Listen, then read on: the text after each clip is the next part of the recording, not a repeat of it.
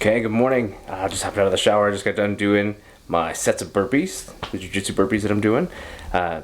Everything but the last 10. Getting ready to go shoot with my buddy Will, and I'm gonna make him do that last set with me. So that'll be fun. Anyway, we're gonna go shooting. He's letting me borrow his Glock 45, and so trying that out with a lighted holster because I haven't run one with a lighted holster yet, and that's something I've been kind of wanting to do. So he's let me run that, and we're gonna go shoot. So here we go.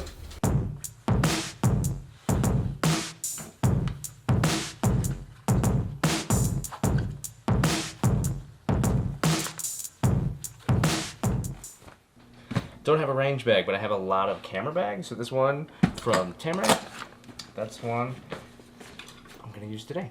Just load up some range ammo, some ear pro, and a few other things. We're good to go. What's up, dude? Hey, what's going on? All right, this Will. We're gonna go do some shooting. Just hop in the truck. We can head out to an area here around town and go get some rounds out.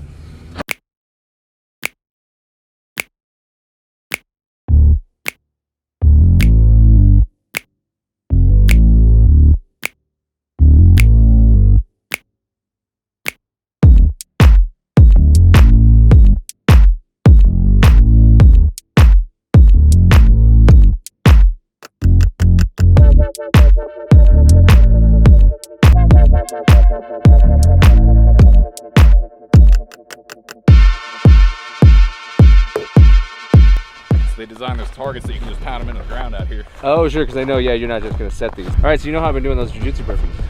Yeah. Yeah. Absolutely. I saved a set. Oh, really? You and I are going to do a set of burpees. Okay, cool. You want to do them now? Yeah. All right, here we go.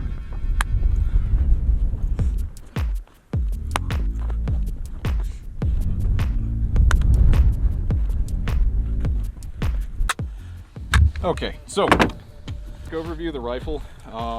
Not necessarily going to have to get too in-depth about anything, but so this is going to be your charging handle. This is going to be your bolt release, your safety selector. So with the rifle, first thing we're going to want to do is throw the sling over your head and then swim your support arm through the sling.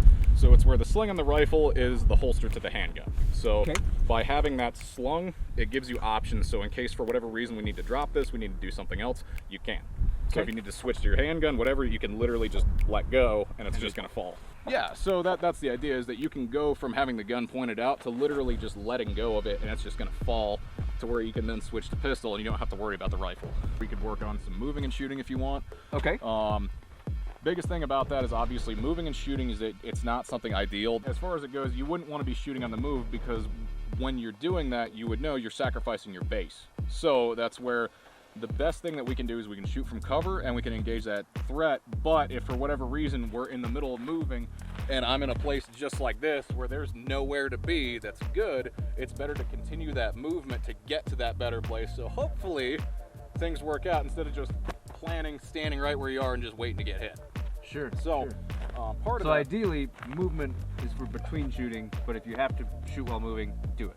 right, just because it's where at that point the best thing that you can do if you're in an area where there is no cover, there is no concealment, is just to return fire. So hopefully you either, the goal is to hit them obviously, but if you can at least do that, it gets them to stop doing things that you don't like. In this case, we'll just do some lateral movement just to get an idea of kind of what that feels like. You'll notice that if you were to walk normally, aiming down sights, whether that be handgun or rifle, you're going to see kind of this exaggerated up-down movement in your sights, and obviously we don't want that because if we have to take those shots while we're moving, it's hard to say exactly where that's going to end up being. Sure, so if I make a guess, then what we're looking for is more of that kind of hip isolation where the upper torso is stabilized and the lower body's moving? Yeah, and that's a very good way of explaining it, because the way that it was explained to me when I was in the Army is in the layman's terms, they called it a tactical glide.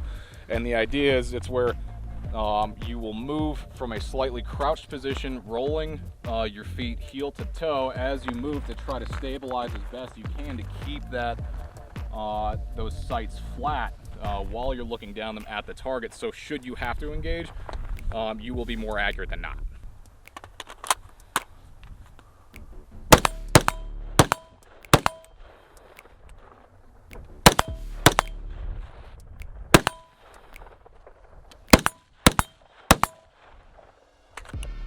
if you want, you can finish off the mag. That's fine on the rifle, just however you want, and then we can transition to handgun since that's something you're a little bit more familiar with. Yep. And then at that point, I'll just get a quick pace count from the target, so we know our maximum. We don't want to get closer than this for safety reasons. For safety, yeah. And then yeah, we can play with it from there.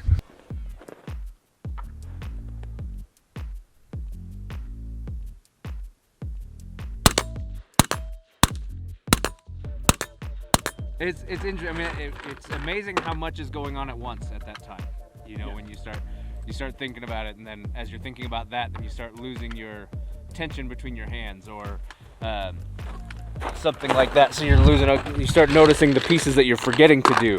Yeah, absolutely. And you know, it's a lot like driving a car. You know, how intimidating was that when you were 14 or 15 and trying to remember your turn signal and then gas and brake and where are my hands? Yeah, exactly. And so it's one of those things with the more time and exposure you give yourself to it, the much more natural it ends up being later on. But it is the American martial art, is that it needs to be respected as much the same way, because it takes that same time and dedication and respect in order to be able to master it, just as you would with anything else, I would say. A dry fire shouldn't be underestimated by any means, because it's where you get a lot of that good fundamentals in there of that proper trigger press, your sight picture, your presentation. Those are all things that do need to be in there, and it's where in some ways, if you can master that dry fire technique of that presentation, you get good sights on your target, you get that good trigger press, you're just repeating that same step again and again and again. So if you've done that a million times dry fire, that will translate to some extent. Now I'm not necessarily saying that, you know, you can dry fire, you know, your entire shooting career never actually having shot the gun and then be a grandmaster on day one, but much like other aspects of martial arts, if you train those fundamentals, I think you're going to be a lot better off for it. Yeah, later. Okay, yeah. So if we want to move on to some pistol stuff here, see about trying to get that quick pace count. This will work as a marker, I suppose. Okay, so I think this is actually about where this thing was anyhow. But yeah, it's where generally we're not going to want to be much closer than this. Just because it's where, granted, we've done some things to try to mitigate that Sure, because it's tilted down, and yeah, because that's why we've got that forward canvas, so anything that hits in theory should be hitting and reflecting back down. But just in the interest of safety, because I pull in bits of copper jacket out of my forearms before, it's not fun. Sure. So we can go back onto the truck and grab some stuff and see where that takes us. Okay. Once this is in place, cool part is this is about 10 rounds, or actually, yeah, this would be 10 rounds at a time. Oh, that's right awesome. There. Oh no, it gets better still. It's then where. And there's 10 rounds in. There's 10 rounds, and so that's 15 rounds, just like that. Just like that. That was so fast.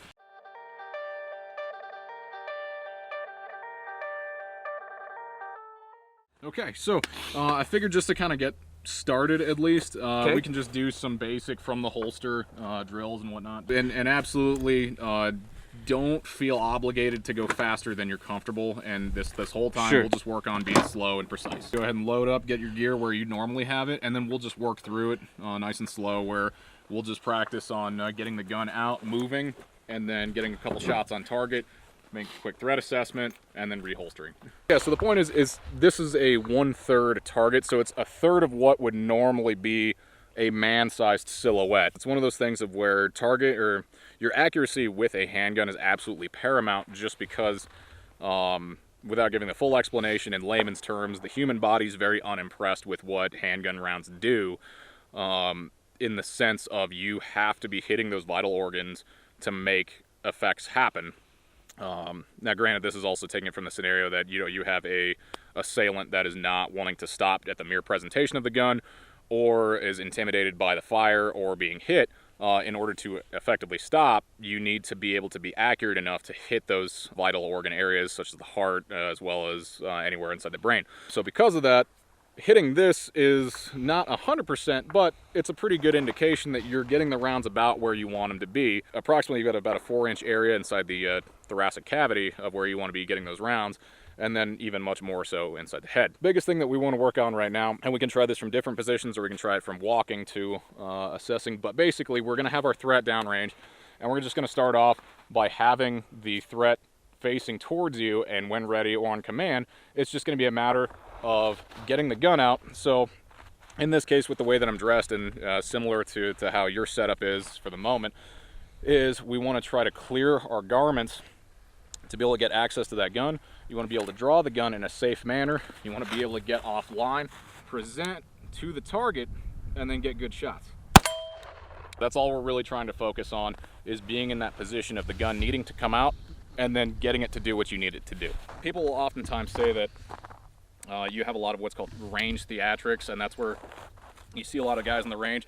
They'll draw, they'll present, they'll shoot, and then there's this huge exaggerated movements and all that, and it's where, you know, don't get me wrong, it's good to do, but just make sure that you're actually looking is the more important part, because much along the same lines of how many times a day do you look at your watch and not realize what time it is, make sure you're actually Making an assessment. yes, slowing down, looking, not just quick glance that you don't actually get any good information from.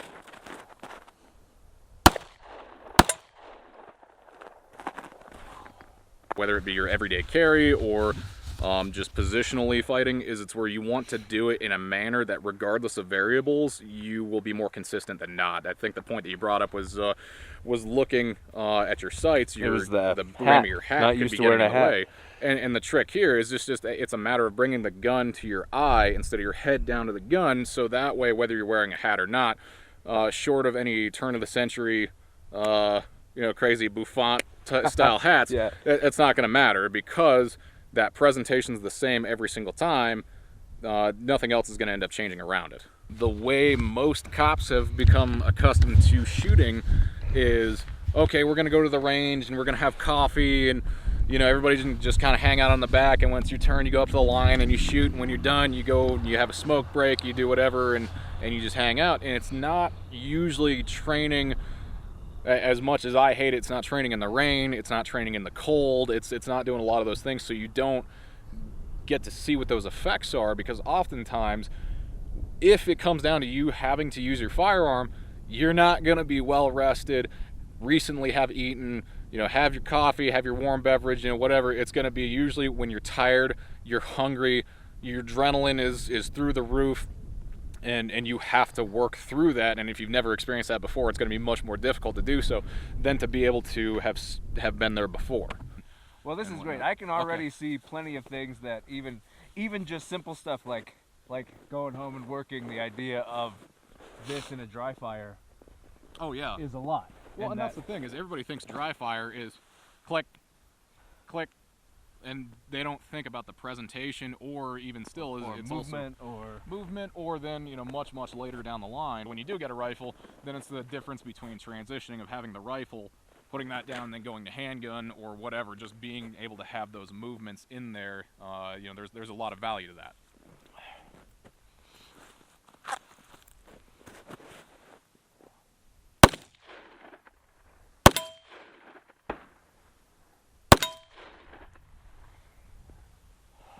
You understand how little you actually know, the greater your expertise comes. Much like in martial arts is, oh yeah, it's just swinging a stick. You start to until understand the actual scope of it. Right, and then it's like, okay, so I thought I knew all of this, but really it's just a drop in the bucket in the grand scheme of things. And it's the exact same thing here, because everybody's so quick to, I mean, not necessarily everybody, but the vast majority of people will be so quick to be like, oh yeah, it's just a gun, you point and you shoot, and when really there's so many aspects that all end up falling into it, because it's much like martial arts, with the extension of now there's physics involved, now there's math, now there's everything else, and you have to be able to do all these things simultaneously, of having that mind-body control, and then also being able to think of, okay, that's about 50 yards, I need to hold about here, and then fire that shot. So you need to be able to control that whilst thinking.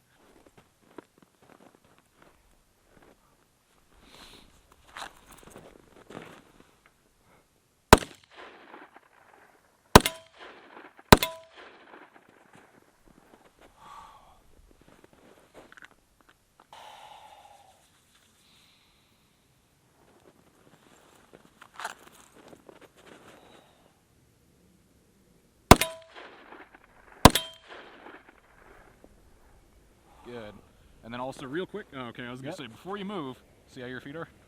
Yeah, I kind of bladed off, huh? A little bit.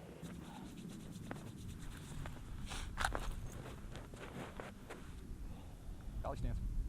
Is it out there? Oh, it is kind of turned, huh? Yep, there you go. I was like, I'm like, come on now. It feels good.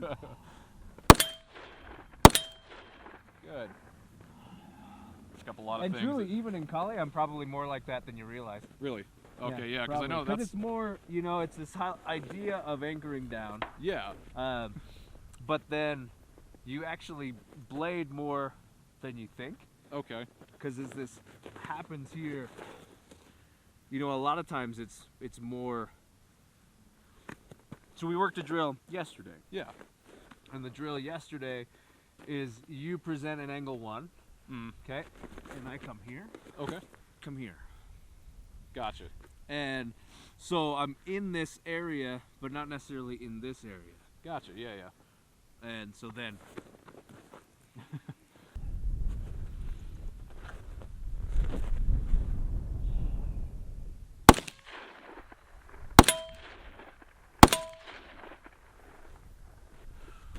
Okay, so since you know I'm an EDC guy, Yep. we're gonna quick see what's in our pockets. Oh, okay. Yeah. So I have to show you mine because you're gonna show me yours. Yeah, that's it. Okay, yeah. Mine's pretty standard. I've been rocking the Yojimbo 2 quite a bit lately. New brass pin. Streamlight flashlight. I'm a huge fan of those little Streamlight micro Very cool. streams. Leatherman Skeletool. Like that way more than I thought I was going to. Really? Yeah. I picked up 3 different Leathermans because I was like, well, it's time to get on the Leatherman train, but I have no idea what. And everybody's liking the Wave. Everybody's liking, they just brought out their free series. Yeah. I picked up a free P2, a Leatherman Wave, and the Skeletool, and I rock the Skeletool the most. Very cool. And then I forget who makes this wallet, and I love it. Oh, Travax. This is a Travax wallet, and I totally dig that wallet. All right. You're Okay. up. Yeah. Well. Oh, So- and a brass key bar. Nice. So in my right pocket, I've got the CRKT M16 14D. I've had this one since 2012. I actually bought it when I was in Afghanistan because I had to replace a knife that an Afghan stole from me. So that was there was that one. I think this is just a Chinese no-name credit card wallet because I don't carry cash. But I So- like it's that double metal plate. Yeah, plastic absolutely. band So wallet. I keep it there just because I've always heard about keeping a thick wallet in your back pocket can be bad for your back, and I've already got a bad back, so I don't want to exacerbate that any more than Sure. I should. So in my left pocket, I've got a Filster medical kit. This is from the company Filster Holsters. That's, I guess, run by Activity Group. And it's where in this we've got quite a few things that are nice to have should hopefully you never need them. But there's gauze, there's a chest seal, a couple other things that in case you end up taking rounds anywhere, it's good stuff to have. So I usually keep that on me. And it's also where one of the things that's being preached with a lot of the EDC stuff is that maybe you don't need the firearm side of it. Maybe you or somebody you know or somebody you kind of like is in a car crash that's in close proximity to you and they need medical help right now. You have that ability. Right. So that's also where extended beyond the pockets, because that's really all I got in my pockets, is that this is my setup that I run with from Filster Holsters. This is the floodlight that allows you to run any handgun based off of a universal mount for the light. So in this case, this one's set up for a TLR1. So what I'm able to carry is my SIG P226 Legion single action only. It's a very unique handgun. So because of that, you'd have to get specialized holsters, something like that. But with this setup, you don't. So that allows me to run this giant boat anchor handgun where that is. I also have a spare magazine in the middle, and I also have a tourniquet on me as well. Nice. Just because it's one of those things, it's always good to be prepared. You can't buy better insurance for $40. Right. And your belt? What are you running for a belt? For belt, this is a click belt. Nice. So it's, what I like about it is it's nice, it's thin, small profile, easy to get off in case of emergencies. Same. I guess I forgot mine. I'm running the. This is from Badger Straps. Very cool. Similar idea, but it's got magnets, and I love magnets. So I remember seeing the ad for it the first time. They were like hanging a motorcycle from it. Oh, wow. Showing that it will hold, but then with kind of a squeeze grip and then a rotate, you can still operate one hand if you need to make an adjustment one hand or whatever. Oh, very cool. But I like that it's a little sleeker. I'm working in a professional environment a lot, so it doesn't stand out as much, especially when I'm wearing like the black one. Very much. There you go. Absolutely. But anyway, cool. Very cool. Pockets. You should be training to what your comfort level is. Now, I'm not saying you don't ever push your comfort level, because you should be pushing yourself to be able to discover those limits, but you don't do so in an unsafe way. So, I wouldn't recommend somebody who's never done any moving or shooting before to start off with sprinting and then trying to shoot, because it's, there's supposed to be a progression there for one's safety, and then also the benefit of your own training. So, there's absolutely going to be that progression there, but as long as you can do so safely, and then much better is if you can get professional training. If you can go spend the money to go take time with a professional firearms instructor, is better than not, because it's cool to take whatever you've seen on YouTube or whatever and try to apply that, but you don't have somebody checking you to make sure that you're okay and what you're doing is safe and is correct. So if you can, there's plenty of good firearms instructors out there. Definitely look them up, and they can help you out a lot more. Now, obviously, it's not fun having to spend hundreds of dollars on getting professional guidance and advice, but that stuff pays itself dividends should, unfortunately, you ever have to use it. Or, say if you're a competition shooter and you just want to be better in that sense, it'll definitely pay itself off much more so than you just trying to teach yourself just through effectively putting money into the machine of just buying bullets and more and more and more bullets all the time to then just shoot and try to figure out what works, whereas somebody can tell you where you can ride off that experience. Right. And it's going to be faster. Yes. Your skill progression will move faster with expert guidance. Yeah, absolutely. Plus, who's vetting YouTube? Like, who's actually just because you saw it in a video doesn't mean that it's actually accurate or good to do. Yeah, absolutely. And there is great stuff on YouTube. I will certainly say I've seen stuff that I feel that I've been able to validate and go, okay, yeah, there's something good here. Yeah. But there's no test that says, well, is this video good for general consumption? Yeah, no, I would agree completely, and that's where in the firearms industry is kind of a weird place, because we could be talking about this for a minute, because there's a lot of people that will do stuff because it looks cool more than it may be effective or it might be safe for that matter, and so there are certain organizations. The one that's the foremost in my mind is Primary and Secondary. They're an excellent source of good information, because that's what it was set up for initially. Was Matt Landfair is a law enforcement officer in Utah that had set up Primary and Secondary as a source of good information that comes from places of knowledge, either folks that have extensively used firearms. You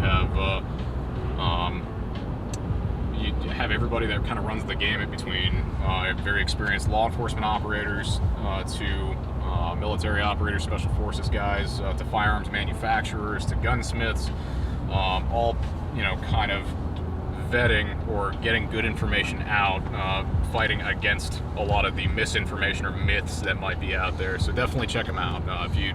And that's Primary and Secondary. Yep. And they've got a podcast too. They do. So they call them modcasts, because it's where it's based off of. It's based off of the podcasts, obviously, but then it's also put out over YouTube and a few other outlets I can't think of right now. But yeah, they're absolutely a good source of information. I definitely want to check that one out. Yeah, any secondaries? Speaking of any, I guess primary, secondary, any tertiaries? Well, yeah, actually. What are some of the other ones you like? So Primary and Secondary is good. That's where we had mentioned, I think it was off camera, that Surefire has a series called Field Notes on YouTube. That's also another good place of a lot of good experiences being put out there from folks that are in the know.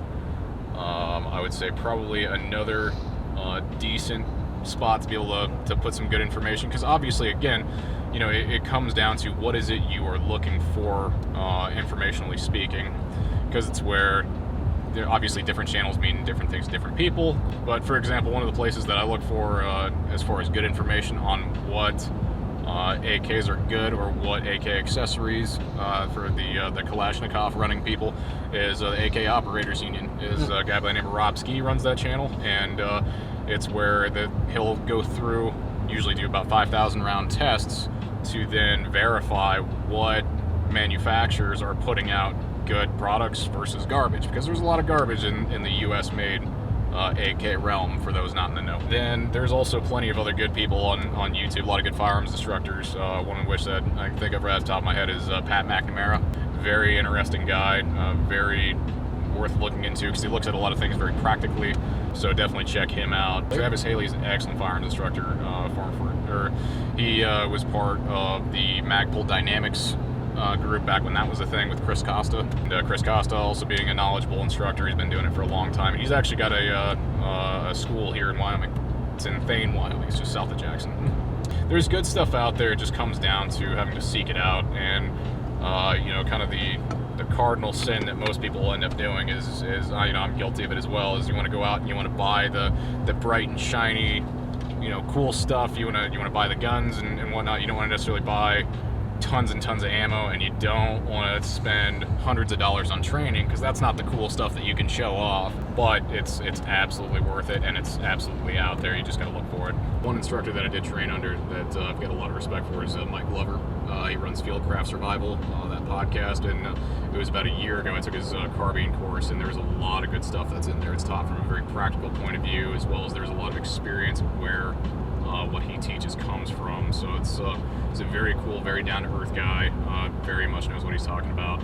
Try to do some links in the description kind of thing. It comes down to what is the intended purpose behind what it is that you're doing. Context. Yeah, absolutely. Because purpose should drive equipment. Purpose should also drive training. Because if there's not a rhyme or a reason behind doing what it is you're doing, then why are you doing that? Whatever you want to be good at, go be good at it. But know what it is that you're trying to be good at, or you're going to be lost. I think another good point to make in there is it's know where the priorities lie. Shooting's cool, as has been said more than once or twice. Looking cool is half the battle, but you're not going to look cool if you spend all your money on super nice expensive guns and you don't train and you don't get out there and you don't do those things, because nothing's going to look more cool than when you end up losing said gunfight with your $5,000 Glock that you sent off to all these companies to get done up. Much better off just getting a stock Glock and putting $3,000 worth of ammunition through it than $3,000 worth of slide milling and stipple jobs and TIM keeping it barrels. nicely in the safe. Yeah, no, don't get me wrong. I'm guilty of that as well. I have a couple safe queens that are tucked away, but it's where you have to use the tools, especially if you're looking to carry it, because in my mind there's little things more irresponsible than carrying a gun that maybe you haven't shot at all, or maybe you've shot very little, because you don't know exactly what that's going to do. I mean, it's where everything could appear fine and maybe the sights are off. Maybe you have to take a shot at 20 yards and you miss by 4 feet and you hit the wrong person. God forbid, those things do happen, and so that's why it's very incumbent upon you. That's why it's your responsibility to then go and train, verify, make sure your equipment works, make sure you work, because that's important. Do you think that stuff gets looked at enough in people's training? I mean, certainly there are people seeking high levels of training. I think it gets looked at, but do you think people on average, when they're looking at the idea of protecting themselves and firearms and pepper sprays and all these tools, do you think it's actually considered very often, the idea of other people? I'm not entirely sure, to be honest with you, just because giving you the lawyer answer of it depends, because there are those people, as you'd mentioned, that they do go out, they do seek that training, but generally speaking, those that go out and seek the training that have those considerations, those aren't the people that you need to worry about. The people that you need to worry about are the folks that will go out, buy a gun, buy some regular full metal jacket rounds, throw those in, and put it in Uncle Mike's holster, or something along those lines. I'm not knocking anybody that carries into Uncle Mike's, but maybe upgrade your gear a little bit. Because I get it. If that's all you have, okay. I'm not saying don't be poor. But it's where, as far as it goes, you know, all of these things, as far as if it's going to be a carry firearm, these are investments in your safety, in your continued freedom. It's one of those things of, you can just as easily be criminally charged for doing something negligent, just as much as you could be for having the intent of doing somebody else harm that you shouldn't. Or, you know, there's also the civil aspects of it as well, because it's one of those things where I'm not a lawyer, I can't give legal advice, but just from somebody who has some exposure to that, yeah, I mean, it's one of those things that you are absolutely 100% responsible for every bullet that leaves that gun. And as has been said many times before by numerous individuals, that there is a lawyer attached to every bullet you fire. So it goes with that consideration that even if you don't hit anything at all, maybe you hit a building, well, somebody's going to be pissed at you for hitting their building. So don't do that. Right. You know, I think it comes from a cultural standpoint of, a lot of folks don't take a lot of personal responsibility to understand these things. Yeah, I think a lot of people take a very selfish approach. That's my opinion. I think there's a very selfish approach of, well, it's my life, so I'm going to do whatever it takes. And they don't realize, well, you're still responsible for everything that happened, regardless of... Yeah. I mean, just because you lived doesn't erase everything that took place. I can't remember who had said it, but somebody was quoted to the effect of saying, you know, the thing that's interesting about martial arts is because it takes so much time and so much discipline to achieve those skills, the average martial artist that achieves that high skill set is not going to be likely to abuse that knowledge or that power, just because they know the time, energy, and sacrifices they had to make to attain that, and then they also know what effect using those skills or that force on someone else can generate, versus the problem with a firearm is it doesn't require any of that. You go out and buy it, you put bullets in the magazine, you chamber around, and now you have all the power, but you had none of the discipline that it took to get there. Yeah, well, and it's interesting because it reminds me of the whole thing about kids and training martial arts. You hear people say, well, I don't want my kids to train martial arts because it's going to teach them how to be violent. And when in accuracy, it's like you said, where they actually have an understanding of it, and they're more likely to not do it because they actually understand it. Yeah. Yeah. Well, it's been good. Yeah, it has been good. It has been good. Hey, thanks for coming out, man. Yeah, that was awesome.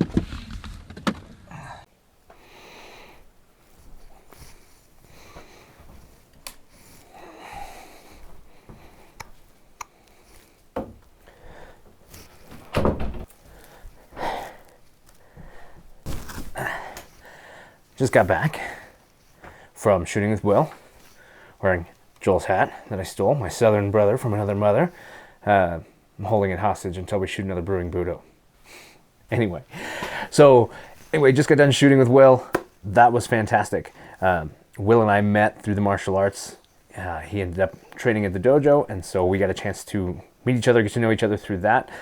So I've been teaching him certain martial principles and philosophies and that sort of thing. And so today we spent time shooting. His background involves firearms. So as you'll kind of see when we kind of go through it anyway, or maybe just did, depending on how I edit that. So we looked at a lot of the overlap of those fundamentals, those principles, and how, to quote a friend of both Will and I's, is, you know, firearms are kind of the American martial art, is how he put it. And I like it. I'll stick with it. It's the principles definitely apply. Being able to work the foundational elements, the fundamental mechanics, understanding the principles of what's taking place, how these things happen, what steps you need to go through in order to perform certain functions. It's all the same. Skill building is skill building. Period. And so when you train, you should train regardless. I mean, you could be training in the kitchen. You could be training, in the garden. You could be training whatever it is that your skill set is that you're working for. It's the same. There's principles about achieving it that you've got to go through. And, today it was cold. It was really cold. And the longer we stood out there, the colder it was, right? So training in adverse conditions is good. Being able to work skill even when the situation is not optimal. I think that's really important, because without that, then you're only ever prepared for when it's the best, and you're always going to fall to the level of your training. And if your training is only ever fair weather, then you're only ever going to understand how to operate in fair weather. So get out and train when you're not feeling quite as good. I mean, if you're contagious, don't. You know, if you're not and you're just feeling run down, go train. It's good training. It's really good to develop your skills in that. You know, weather's not that great, train. You know, you can't always, it's good to train in different terrain, different environments, different situations. All of it helps. Quiet environments, noisy environments. Anything that you can do to diversify your training is just going to help you, if nothing else, pinpoint the parts of your training that are actually very specific. Being able to address your training from a lot of different angles will show the parts that are true about your training no matter what the situation is. And that's the foundation. When you can identify that, that's the foundation that you're working with. Do diversify your training, because when you do, you're going to build the ability to understand. You're going to build these principles. You're going to find that foundation. Then you're going to know where you need to drill, because when you understand what the foundation is, then you know where to spend your time. You can prioritize that. If you've got the opportunity, you should be training with somebody who's already been through that, who encourages that kind of training, and be able to spend time with somebody who has been further down the path and can provide that information, can help you understand the parts that are missing and see where you need to go. The great part about training with Will today is that even though with our friendship, you know, sometimes you don't want to step on each other's toes or feel like you're, you know, whatever. But what I appreciate is that he's honest. He's going to be able to look at me and go, hey, here's the feedback you need. These are the observations that I see, and these are the things that we can work on, and that's valuable. Without that, you can't become better. You're not helping each other if you don't provide that. If you're working with somebody that you care about and you can't actually provide them feedback that they can work with, you know, then you might be preparing them improperly, preparing them poorly for handling, making them think that they've got a better handle of the situation than they actually do. So I really appreciate that about Will, is that we worked, and as we worked, he's able to look at that and set that aside and say, hey man, here's where you need to fix your foot. You're kind of anchoring off this way. You need to make these changes. You know, stop, dip your head, get your hands out, do these things. All of that stuff is valuable and gave me the feedback I need of what I need to work on. Because without it, I can continue training improperly or just at 10% when I've got a whole 90% that I could work on improving. But instead, okay, maybe now I'm training at 11% because I've gotten some more information that I can take and continue to work with. And that's how you should approach it. And when you get that feedback, that's how you should take it. You should not take feedback from a perspective of a negative thing. You should not let it break you down, because truly, and there are people who can give bad feedback or just be spiteful and mean. But if you know that that's not the case, if that person cares about you, then it's actually even more special when they take the time to show you where it's wrong. Because that's them caring about you to that extra level. I can care about you but then not want to ruin what we have, so I don't say anything. But to be able to care about you enough to give you feedback that maybe you don't want to hear, but you need to, that's a big deal. And I had a great time. Will is an excellent person to go shoot with. A lot of great information, and really, really enjoyed what we did today and look forward to doing it again. So hopefully you've got people like that in your training. Hopefully you spend time seeking those people out and rounding out your training. And sometimes it's good to go train something that's not what you normally train. I don't normally train firearms, but it fits. It falls into place. You gotta find the things that fit and enjoy. And I enjoy shooting. So it was a really good time. So find those people in your life that can help take you further and that you can enjoy spending time with. Okay, so that's it. If you like videos like these, subscribe. If you liked this video, maybe like it, share it, pass it around. And I do videos like this every Monday. I'll catch you in the next one.